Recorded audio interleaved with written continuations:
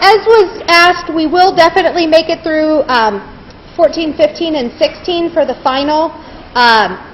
And so if you need to start reading or if you need to start preparing, I know that finals week ends up being a big deal in some classes and not so much in others. Keep in mind that this is not a comprehensive final. This is just one of your 4 exams over the 3 chapters of the 12 that we cover in class. So there's no comprehensive final. But I do offer a comprehensive final for those of you that would like to take it as makeup. So if you missed an exam, if you got a 0 on an exam, if you got a low grade for an exam, and you want to attempt to try the comprehensive final, I'll let you do it to make up your grades, to replace your lowest grades, to replace a 0, to replace anything that's missing. And so that's what's going to be available, and what would be on the comprehensive final would be chapters 1, 2, 3, 5, 6, 7, 8, and 14, 15, 16. 10 chapters. Yes? The comprehensive final, I'll do it the same way in the computer-based testing center. It'll probably be sometime during the last week of classes. Well, maybe I'll do it in the, I don't know, would you rather have it the last week of classes or during finals? Last week of classes. Okay. Let's do it right now. Yeah, that's great. Yes, this one will be on December 13th, which is that Thursday, and it'll run the whole day. The comprehensive final would be the last week of classes, and this one would be during finals week. Okay. I'll make sure to get that all worked out, and I'll let you guys know exactly what the schedule is. Yes? Yes.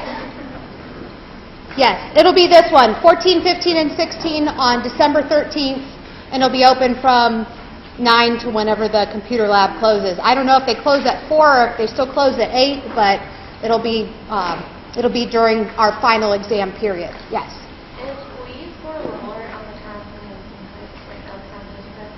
Lower than like any of our other exams? I will take the highest of your scores.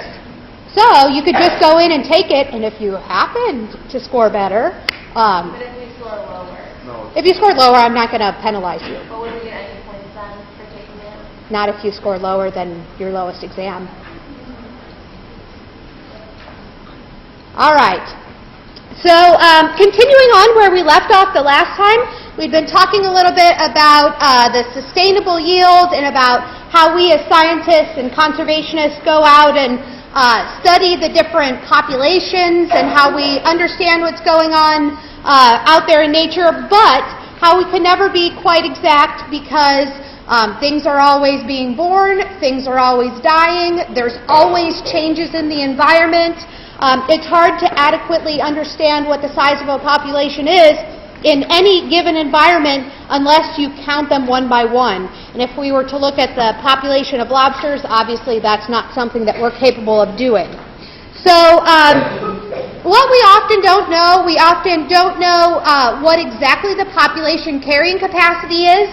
Like I said, in some years that can fluctuate up, in some years it can fluctuate down. It might be bigger one year than the other year due to droughts or due to excesses of food. So it's hard to tell exactly what the carrying capacity is. It's also hard to tell how many individuals are alive at any given point because like the lobsters in the bay or the deers on a ranch, you can't ever tell exactly how many are being born or dying at any given point. The stability of the carrying capacity changes from year to year. Just like weather and climate, those things are not exactly predictable. We never know when a devastation might occur due to a tornado or a fire or a tsunami or a flood or a drought. So that stability is always in question because the earth is never a stable place. It's constantly changing.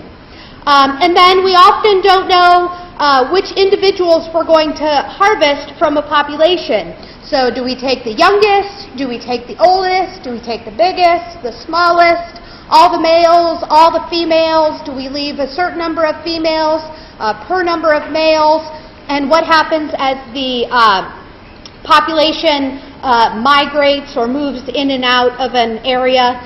There are so many variables that it's hard to adequately make predictions, but we keep trying.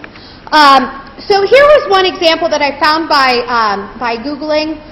This one was about bluefin tuna.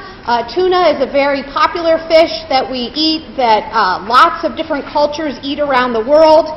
And as these bluefin tuna have been targeted for fishing, we have gotten so good at our fishing methods that we've actually decimated or destroyed that population. And so what do you do about a food supply that's not exactly on anybody's turf? So is the ocean belonging to one country? Do all of the Maine lobsters belong to the state of Maine? Or what about those lobsters as they move in and out of the waters? Bluefin tuna, as they migrate around, do some of them belong to America or some of them belong to Japan? It's a big question because obviously there are places like the United States where we have such great technology now that we can go out and we really could completely destroy a population. What about other populations of people that are not so good at fishing? Do they not even get to have a shot? And so who owns all of these resources that we find around the world? And what happens if one group of people are destroying that species and it's on the edge of extinction? So it's hard for people to come to compromises about those things, especially when you're talking about something that makes companies a lot of money and something that prevents people from starving. If you Google species that are on the brink of extinction, sometimes you find things like the great panda that is so easily recognizable and is something that people care so much about because pandas are really cute, and so people really like pandas. But if a species of minnow or a species of insect is going extinct, should we care about that species equally to what we care about a panda or care about a lion or care about something that we can all see and understand? For those of you that have heard about fracking or some of the controversies that go along with digging for oil, a lot of times the oil is underneath an area that has a species that can be destroyed by the people who are trying to get at something else, trying to get at oil or trying to get at natural resources. And so it's a difficult ethical question as to what species count enough to be saved and which ones do we not care about. And what if we aren't caring about the right ones? If you don't care about saving a species of insect, what about all the things that eat that insect? Can it ripple its way back up the food chain? So that's a good question, and one now that is often litigated. It's often have environmental lawyers who are going out there and suing over the rights of these animals, and so there's lots of questions about things like that. This was one of the interesting stories that I found just because I thought these bats were so crazy. So in this one certain area, there's these giant vampire bats. And the people thought they were really annoying, so they would go out there and kill them. But what scientists found as the people were destroying all of these bats because they were annoying is that they were a vital part of the rainforest ecosystem. And so without the bat shit that these bats would produce, it wouldn't actually be used as a fertilizer for these crops in the rainforest. So do we save something that's annoying us as humans, but that is a vital part of our ecosystem, or do we do everything about the comfort of humans? It's definitely an ethical question. This next one, the picture will probably make you squirm, because as you think about, like, if I'm trying to get rid of ants, or I'm trying to get rid of cockroaches that are in my house, those are so annoying to me. But do I want to put out poison to kill off cockroaches or kill off ants? I have a small child at home. I've got a little dog at home. Do I want to have poison around my house? So what scientists have done is they've tried to figure out, do you kill off the males so that they can't fertilize the females, or do you kill off the females so that they can't lay their eggs? And so when you get into a situation of infestation, then these cockroaches can really keep breeding and breeding and breeding. It seems like forever. They are very capable of eating just about everything in the area that they are infesting. And these are something we would call a biological pest. So we go to kill off cockroaches in our house, but what happens when we kill off the cockroaches that are outside of our house, that are a food source for something maybe that we care about, for birds or for other organisms? So is it just here we've got pink flamingos, is it the flamingos and the pandas and the tuna that counts, or is it the cockroaches that we shouldn't be destroying, or the insects? In order to understand that, we have to look at something called the life history, which is basically a summary of everything that it takes to keep certain species alive. So we're going to look at some different types of life histories. Bless you. So what a life history is the vital statistic of the species. So when somebody goes out to study the life history of something, like, for example, here at the University of Akron, there's a professor that studies zebrafish.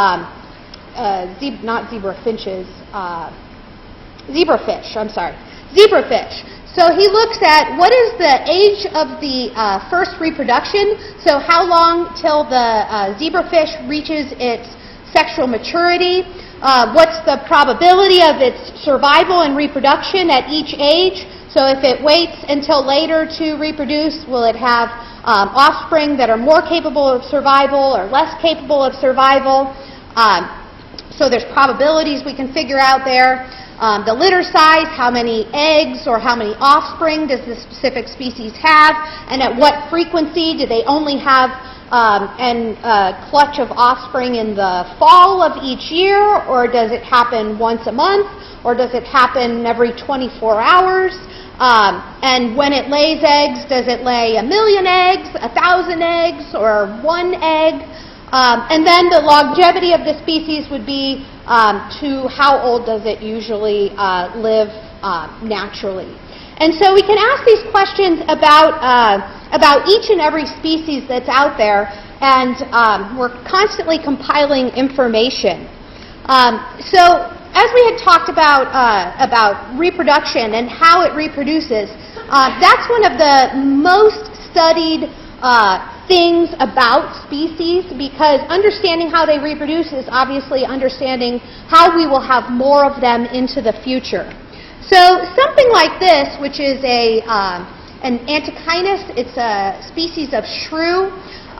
This species of shrew, if we were going to go out to produce a life history about this shrew and understand its reproduction, this shrew reaches its sexual maturity in 1 year. So basically the time it's capable of making more shrews is a 1 year period. And then once it reaches that age, it's going to mate intensely for a 3-week period. And then as soon as the mating occurs, the male of the species dies off. And so what they call this is a Big Bang type of reproduction. Because what happens is they reach maturity, they mate and mate and mate and mate, and then the male dies. So the male goes into putting so much energy into producing all of this sperm, and then once his sperm has left from his body, then he is done for. So think about other things that are about the same size as this shrew. They often have very different reproductive strategies. So here we have a common house mouse. This common house mouse is going to reach sexual maturity in 1 month. So whereas the shrew reaches sexual maturity in a year, this mouse is going to take 1 month, and then it can reproduce and have a litter of 6 to 10 offspring every month. So house mouse is capable of reproducing very quickly in its life, very soon into its development. And once it reproduces, it produces a large number of offspring, and it can do that very, very often. So it has a different survival strategy because the male isn't going to put all of his energy into producing his sperm and then he releases his sperm and dies. In this case, he's going to release his sperm and then build it up, and then release his sperm and then build it up. So it's a different reproductive strategy. Here is another similarly sized organism, the little brown bat. This one is going to reach sexual maturity in 1 year. And then when it reaches maturity, it produces about 1 offspring a year. So whereas we have the different organisms are producing different amounts of offspring in reaction to the environment that they live in. A house mouse might not ever make it to be 1 year old. So if he makes it a month and then produces more offspring month after month after month, if he makes it to 1 year old, and he's had 12 sets of 6 offspring or 10 offspring, he can have 100 offspring, but those little mice are basically the Snickers bar of the environment. Everything eats those. So it's not very likely that many of those offspring will make it to adulthood. In this case of the brown bat, it has 1 offspring, and it takes very, very good care of that offspring, making sure that the offspring makes it to sexual maturity and then is able to keep producing. And so the little brown bat might make it to be 12 years old, and it's had 12 offspring that it's put a lot of energy, a lot of its resources into raising. And so in these life histories, we see lots of variation. We can't really say, is one strategy better than another strategy evolutionarily? What we would look at is, how does it survive in its environment, and can it produce enough offspring that it's able to pass on its genes and survive generation after generation after generation? So we have these responses to our environment. When is it that we should reproduce? How often should we reproduce? And how much should we reproduce? So every species has these things that are characteristic of its species. Produces at a certain time in its development, it produces often or how often, and thinks about how much it's going to reproduce. Now, keep in mind, this isn't really a conscious thing among these different types of species. This is more a reaction to what allows it to best survive in the environment and pass on its genes to its offspring, and be able to have those genes go on generation after generation after generation. So if you think about humans then, we talked about a shrew and a mouse and a bat. Humans are going to put off mating so much very longer than any of those species, than mice or cats or dogs or anything like that. Some of us may reach 20 or 30 or even 40 years old before we reproduce for the first time. But one of the things that's characteristic in humans is that we put a lot of energy into taking care of our offspring so that our offspring are capable of making it 15 or 20 or 30 years to have their own offspring. So humans would be considered at the slow extreme of life histories. Sometimes they wait sometimes they wait decades to reproduce, and usually only have 1 offspring at a time. But as you may have noticed, it's starting to become more and more common that we have twins or triplets or quads, thanks in most part to the in vitro fertilization or implantation of embryos, or some of the different methods of technology that we've used to enhance reproduction in humans. So if I were to ask you a question like this on your exam, we would expect slow population growth. For which example, which one would you think that it is? Yes. So number 3, it's the elephant. An elephant is going to be pregnant for about 2 years. It doesn't have its first offspring until it's 20 or 25 years old. And then when it does have that one offspring, it viciously guards that offspring and makes sure that that offspring makes it to adulthood. And so the other ones, the cockroach, millions of eggs, and millions of those eggs will be eaten, and then millions of the offspring will be eaten. Dandelions, if you think about how the little puffs of the dandelion blow around in the wind, those are food for lots of different organisms, and not very many of them will reach adulthood. Same thing with frogs. Eggs are an easy thing to eat.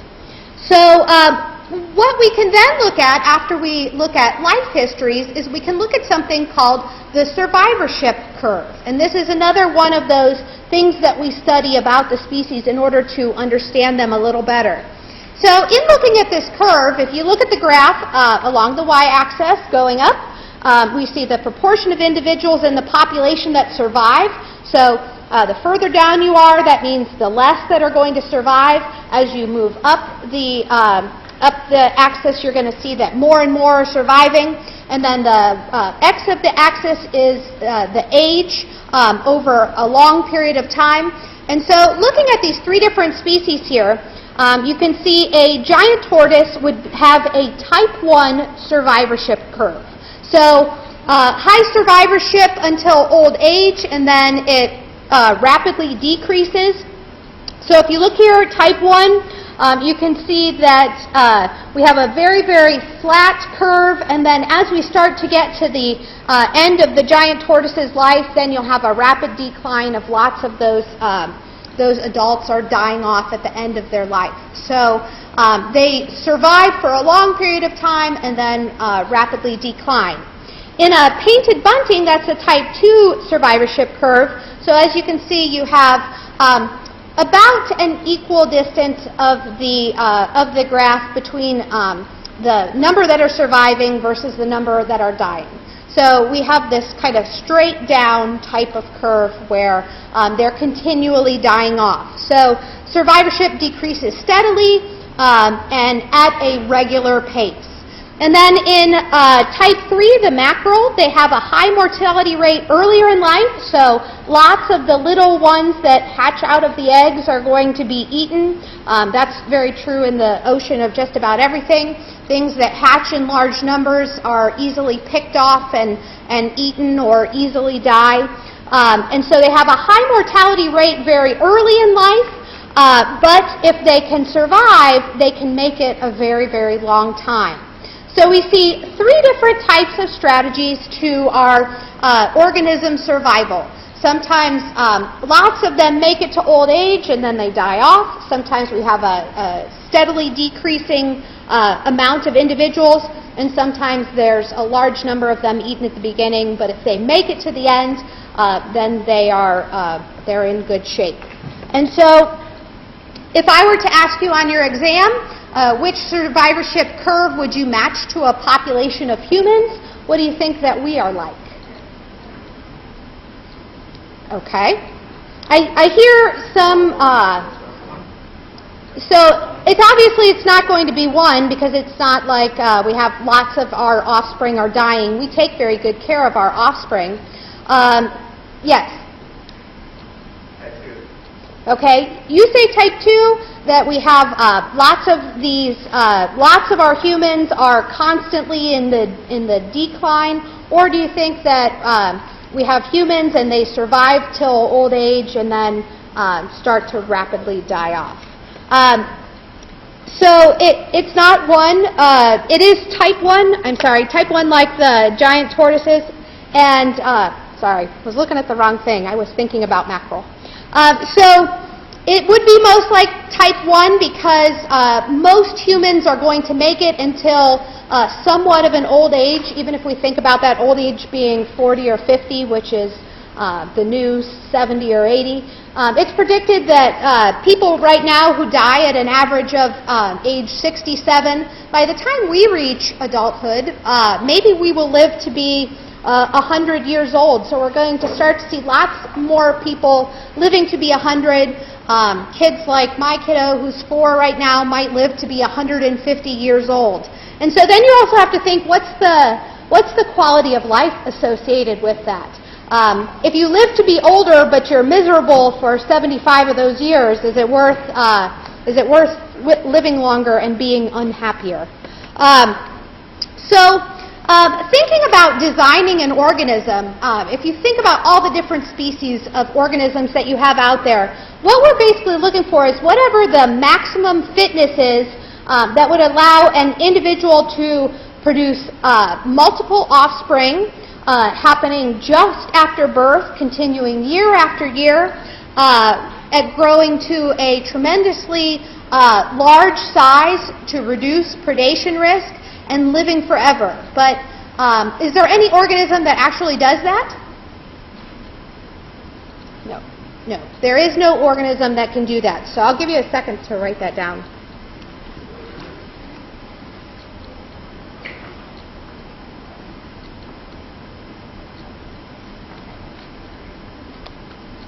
We see trade-offs with these. So there's variation in between each of these 5 bullets that happens in the different species depending on what kind of environment they're in, providing for the maximum fitness for those types of offspring.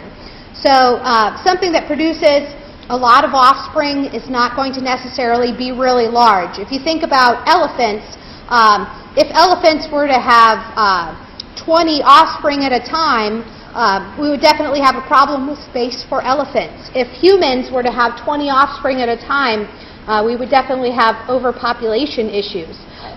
What if humans started having babies at age 2 or age 3? Would we be able to take care of them? If you Google what is the youngest birth or the youngest mother, it's something like age 5. The youngest human to have a baby on record was age 5. It was somewhere in one of the rainforests in a tribe, but the whole tribe only lived to be a maximum age of about 30. So they started reproducing a lot younger in order to have their offspring, and they would live to a shorter age. And then if you Google the mother that's had the most children, it was something like 65 kids or something like that. Just multiple birth after multiple birth after multiple birth. It was an Italian lady who just kept having kids after kids after kids, lived on a farm, was helping the younger ones, or the older ones would raise the younger ones, and she just kept giving birth for a long period of time. And the oldest mom now, I think, is to have a baby at age 67. And I always think, that's so cruel. Why would you want to have a baby at age 67? You would never get to watch your kid graduate from high school. That would be kind of sad. How could you care for a baby if you were a 67-year-old person? I don't know. Lots of ethical questions. So in talking about evolution, we talk about evolutionary constraints. It means that not all of those traits are possible at any given time, because having one feature often tends to adversely affect the other features. So these are considered evolutionary trade-offs. Where do you put your time and your energy and your food resources? Do you put them into having your offspring earlier? Do you put them into having more offspring? Lots of different tests of which works the best out in nature. And so when we talk about organisms and their resources, we talk about 3 different areas that they can put their resources into. So if you think about you are eating and getting bigger, and you reach a certain point where you're not going to get any taller, you're not going to get any bigger, so you have put your energy into growing, and then once you reach your full adult size, then you can begin thinking about reproduction. So putting your energy into making sperm, being pregnant, having offspring, or you can put your resources into survival. So that means running away from predators, hiding, being able to outrun things. So it's kind of this putting weight onto these different areas to figure out which one helps you to survive into the oldest age if possible, having the most offspring, and where do you put your resources. So here in the life histories that we've been talking about, so salmon is one of the Big Bang reproducers. So they make this single exceptionally high investment into reproduction. So if you think about what you know about salmon, salmon are going to they're going to go out and they're putting lots of energy into swimming upstream. Obviously, you're not really meant to swim upstream, but these salmon, in order to get to their spawning grounds, are going to swim upstream. Sometimes you see pictures of them jumping up waterfalls or trying to get back to their breeding ground. And so once they reach that area, then they put all of their energy into reproduction. They do this one giant push to have the most offspring that they can, and then you see all the salmon floating dead back down the stream, and it's kind of sad. But that's the basis of lots of discovery shows. But there's lots of organisms out there that are going to put all of their energy into one tremendous reproductive event, hoping that they make it. And if you think about all the things that can go wrong having a reproductive strategy like this, what happens if there is some reason these salmon can't get back up to the river to their spawning grounds? So in one fell swoop, if there was a disastrous earth event like a earthquake or a plate tectonic moving, and they couldn't get back up the stream and they couldn't go mate, then boom, that's the end of this species. So this is enormously risky for species to try this. So here we see another type of reproduction and growth strategy. We tend to only think about animals because those are the most obvious, but plants, they are going to reproduce and put a lot more seeds out there into the environment. If you think about the trees that we have here in Northeast Ohio, and I think about just here a couple of weeks ago, I had to go out because they had spread seeds all over my driveway and they were covering my front yard. And how many of those seeds will actually grow up to be an adult-sized tree? In the forest, the trees are producing these seeds. Very few of those seeds are going to actually make it to be full-sized adults. And so then here is another example of a life history trade-off. So if you're a species and you're living in the specific niche that you're living in this case, looking at this lizard. This lizard, the best strategy that it's come up with in order to survive to adulthood is to produce medium-sized eggs. Because if it produces really large eggs, puts all of its energy into making these really, really large eggs, the really, really large eggs have a better chance of survival because they're large and they don't break as easy, and they have better offspring. But if they make lots of large eggs, then the offspring are going to be very few in number. If they make a very great amount of small eggs, the small eggs have a poor survivalship. If they're too small, they don't have the chance to produce as many of the offspring. And so they make these medium-sized eggs because that's what has worked out the best as far as the fitness of the organism being able to survive. And so if you think about what this says as a population, if we're thinking about the entire population of this lizard, some are going to have very small eggs, and those individuals are not going to survive as well. So if they don't survive, they don't pass on their genes to their offspring, and therefore they don't have offspring that produce small-sized eggs.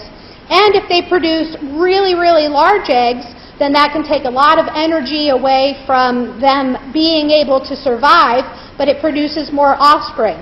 So the ones that have the medium-sized eggs are going to be selected for, but there's always going to be trade-offs that we have in nature. Then going beyond just our population, looking at how we move from genes and traits and DNA and all of that good stuff that's internal and looking at how the environment or how ecology influences evolution of aging in a population. So thinking about how long the lifespan is of an organism. As organisms start to age, they start to basically fall apart. If you've ever heard somebody say, man, as I keep getting older, I'm starting to fall apart, that is actually how aging is basically defined. So aging is an increased risk of dying as you get older.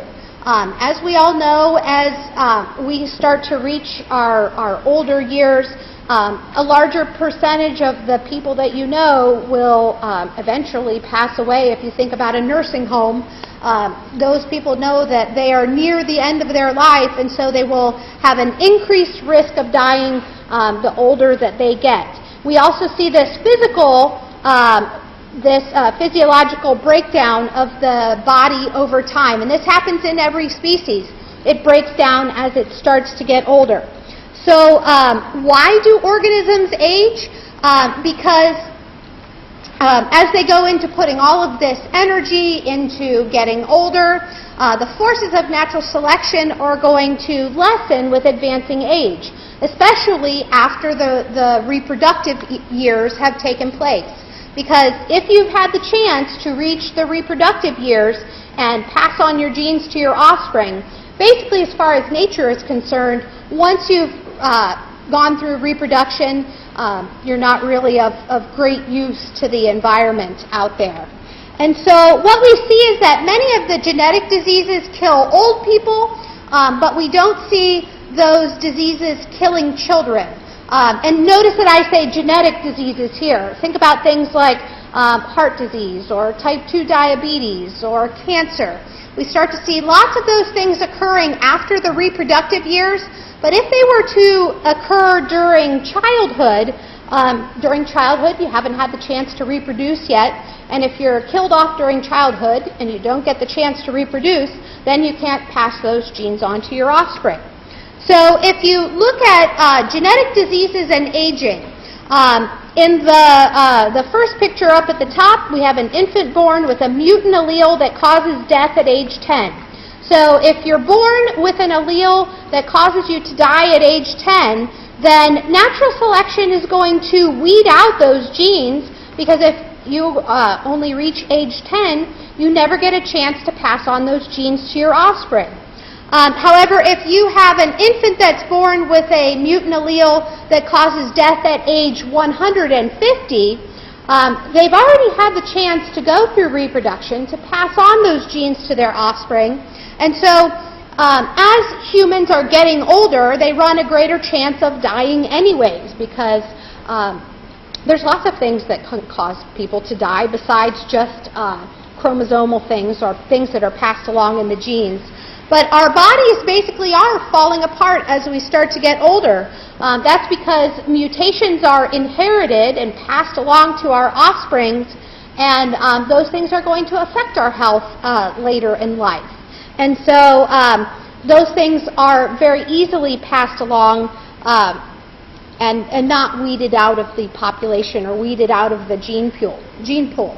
So these mutations that are arising and that cause their carrier to be more likely to die later in life through things like cancer, things like heart disease, the things that you think about that happen as people start to get into their older adult years. Those things do not affect reproductive output. So something like heart disease that doesn't come along until you're 50 doesn't affect you during your reproductive years at age 25. Or something like breast cancer that affects somebody that is 60 isn't going to affect their reproductive years at age 30. So these mutant alleles never get cleaned out of the gene pool because they happen after the reproductive years. And so we're always going to see those things sticking around in the population, and we'll start to see a greater prevalence of them as we're living to be older and older, and we're taking better care, coming up with better medicines, coming up with better technologies, and being able to care for our elderly. So if I were to ask you a question like, which trade-off cannot be influenced by natural selection?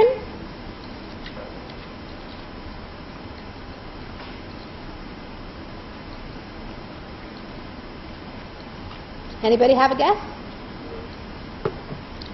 Okay, I heard one person who said 4, and they would be correct. Natural selection only takes place then after which trade-off would not be selected by natural selection? That would be the lifespan after reproduction, because after reproduction has occurred, the genes have already been passed along to the offspring. And so, see how I'm doing for time. What determines the longevity of different species? Humans, right now, we can live to be 80 or 90 years old. If you think about things like the giant tortoise, it can live to be 150 years old. There are some trees out there that are hundreds of years old. And then there are some species of bacteria that may only live for half an hour. So what determines the longevity of different species? There are environmental risks to aging. So some of the high hazard factor risks, if you look here at rodents are individuals that reproduce earlier. They have earlier aging, shorter lifespan because they have high hazards to being killed in the environment. If you look at something like a giant tortoise, it has low hazards because they reproduce later, they have later aging, and they have longer lifespans. So in environments characterized by low mortality risk, the population ages slower than the environments characterized by higher mortality risk, so the opposite thing happens. So in rodents that are living under this high amount of pressure, that they're going to be eaten by everything, they have to reproduce faster, otherwise they may not have their population survive. And then things like tortoises that reproduce later, that there aren't many things out there that are going to kill off the giant tortoises. They can reproduce later in their life and have longer lifespans. So also to think about what types of environments these different organisms are going to exist in. So in these high-risk worlds, we see death from external sources. These different types of organisms are going to reproduce early, so mice or insects. And in low-risk worlds, the death from external sources would be low. That would be humans and giant tortoises and elephants and those different types of organisms. So something that plays into effect here is whether or not they have high-risk worlds or low-risk worlds. So if you were going to make a prediction about which species would age more slowly in captivity, a porcupine or a guinea pig, you would start thinking about where do each of these different types of species exist, how long is it before they're capable of giving birth to offspring, and what kind of defenses they have against the environment and against predators. So if you think about a giant porcupine, it's got basically no risk of being eaten because obviously it's got these spikes. It's not going to be a food source for any type of organism. So a porcupine can live to be about 15 years old in nature. If you were to take a porcupine, though, and put it in a zoo where you would give it constant food, give it constant attention, it knows that nothing is going to come in and try and eat it or try and kill it. So a porcupine out in nature lives 15 years and in a zoo lives 20 years. So not that big of a difference. But something like a guinea pig is very easy to eat. There's lots of things out there that want to eat them. So they're reproducing earlier, they're having lots more offspring, and they're getting killed much faster.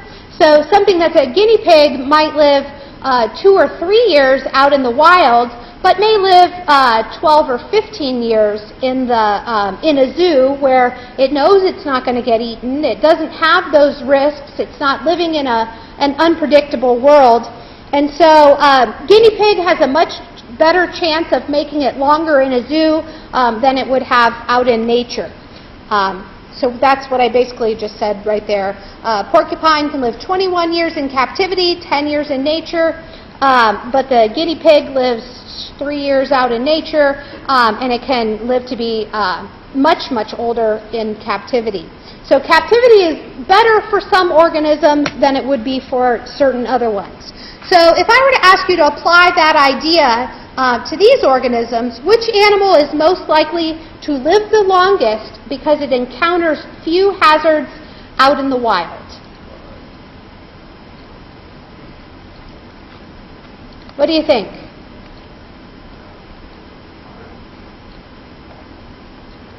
Which one of these is not going to be eaten by anything out in the wild?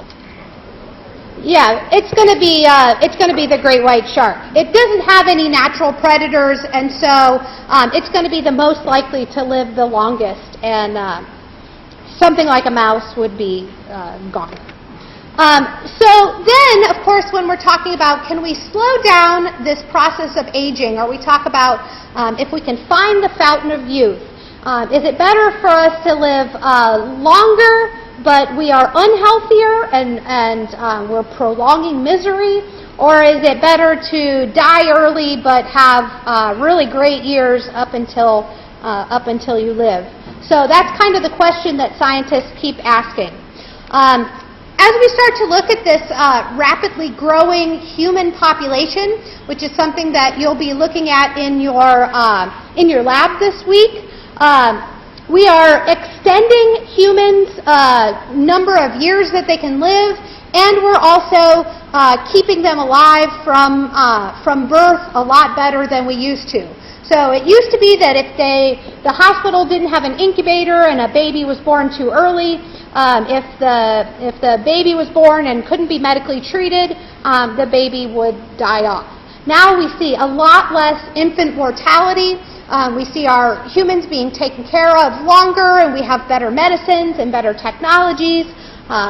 Somebody like me, I would obviously not have made it past the age of 8 out in the wild, because when I was 8 years old, I got diabetes. And somebody who is living out in the rainforest are not going to get shots of insulin, and so the only reason that I've made it to be as old as I am is because of the technology and the insulin, and I'm healthier also because they've come up with insulin pumps, and I know that eventually, probably within the next 5 years, that they'll take the insulin pump and implant it inside of my body so that it's not here externally, and they already have things like where it can remotely connect to blood glucose sensors and all kinds of stuff. It's going to be basically an artificial pancreas. So we're making it so that humans like me can extend my life into my older adult years. If I would have died off when I was 8, I never would have had the chance to have my son. So one thing that you're going to be looking at in your lab this week is age pyramids. We'll be talking about things like the baby boom. You may have heard of that. It was a period of time right after the Second World War where the men were coming back from war, and they were getting married and having lots of sex, and they had lots and lots of babies in this big baby boom. So during this period of time, approximately 79 million babies were born. And so they were born, and they made this huge outward growth in the number of babies that were born during that period. So if you think about it, if we have 50 million babies born during this set of 10 years, and then 79 million babies born during this set of 10 years, and then it goes back to 50 and 50 and 50, what happens with this huge growth of people during this one specific era? So they're going to reach school age all at the same time. So we have this need for teachers to meet this baby boom. They all reach drinking age, driving age at the same time. They're going to reach retirement all at the same time. They're going to get older. They're going to get sicker. What about nursing homes? So dealing with this baby boom is something that is a strategy that is not just about biology, but that's also about politics and about the economy and about the government.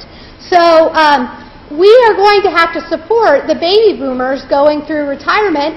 When they reach the age to draw Social Security, people like us are going to be depended on to provide Social Security for these people.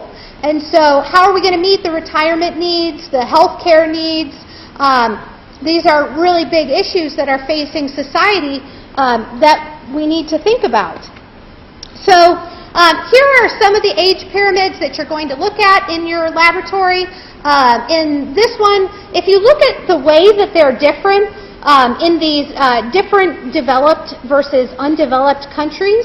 So in Norway, you've got a stable population.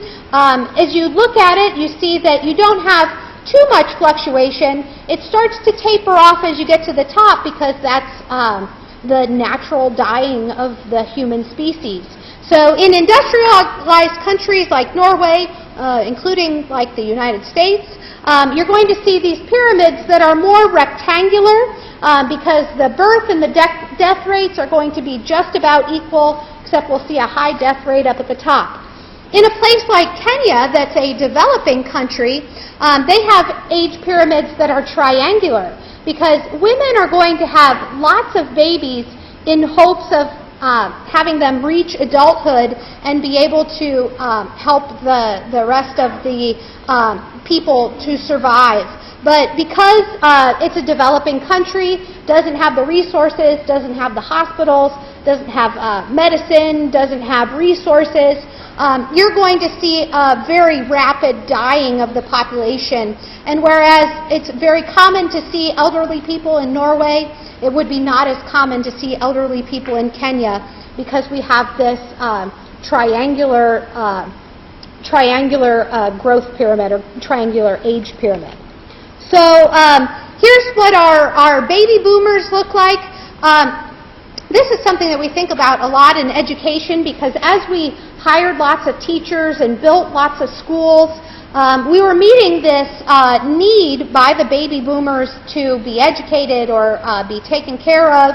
But then after that, and when you don't have as many children going into the schools or don't have as many people going into the hospital, then what do we do about all the teachers who lose those jobs or all of the healthcare workers who lose those jobs?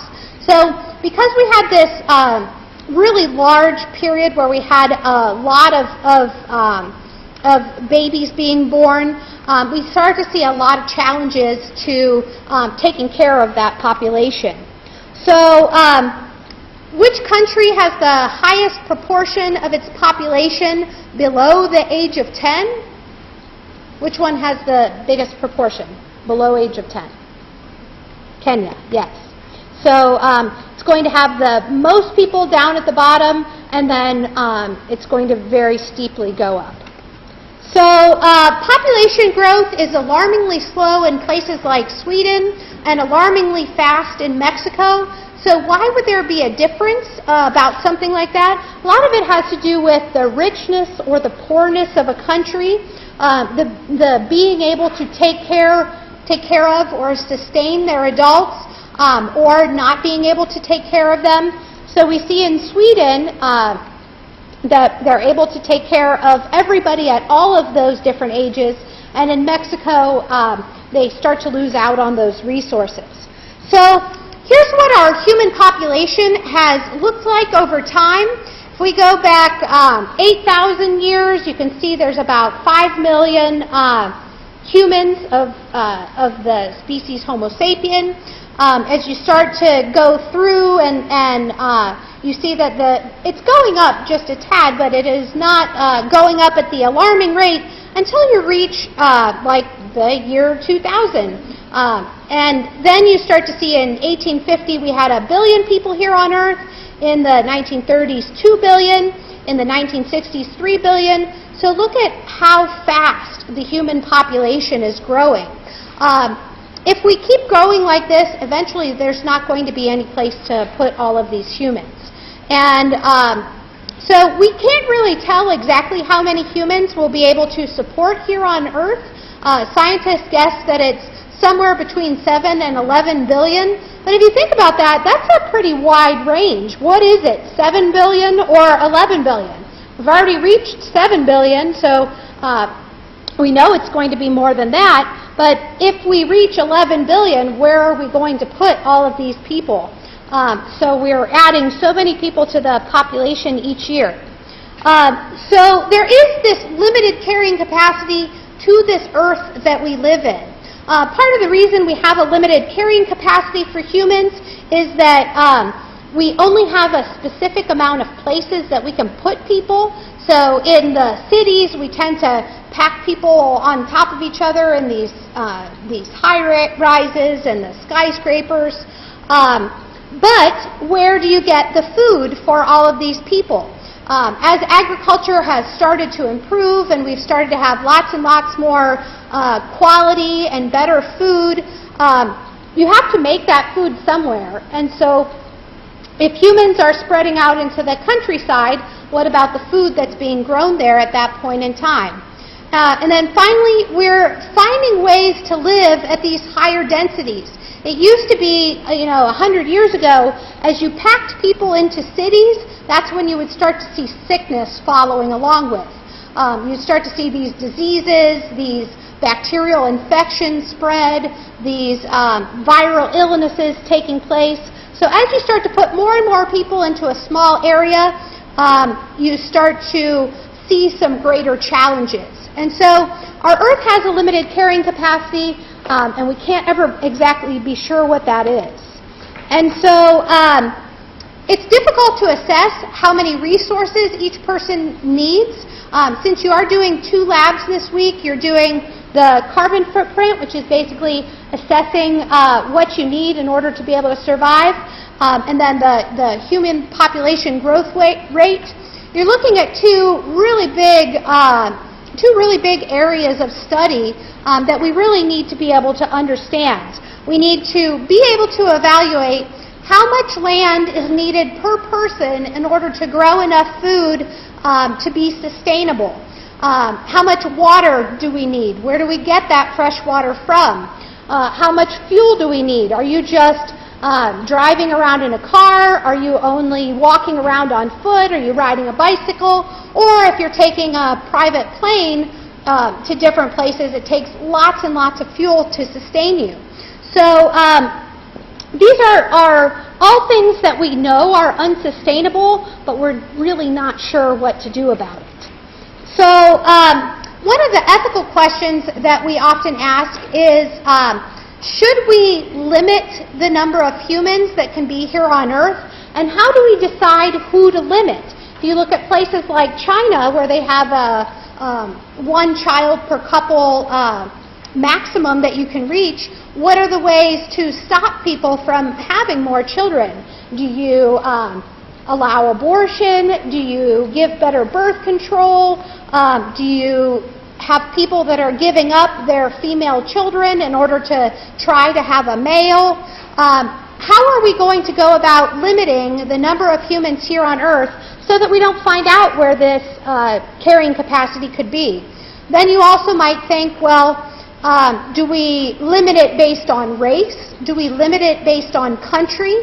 What about poor countries versus rich countries? There's all kinds of ethical issues that are involved here. I'm going to cut off here for today, and I'll pick up with this on your Thursday assignment, and I will see you online on Thursday.